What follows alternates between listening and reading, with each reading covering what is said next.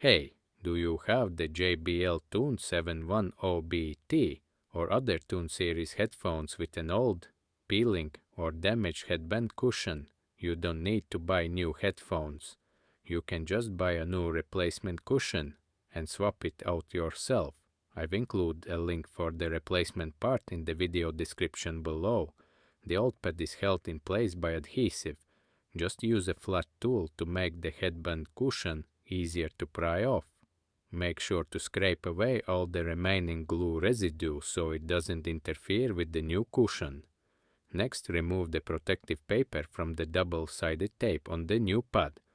Flex the pad slightly so it doesn't stick immediately. Tuck both ends into place first. Then slowly press down the rest of the pad. If necessary, use your tool to tuck the corners in. That's all. It's a very easy and quick way to restore the look of your headphones. If this video helped you fix your headphones, don't forget to hit that like button. Good luck!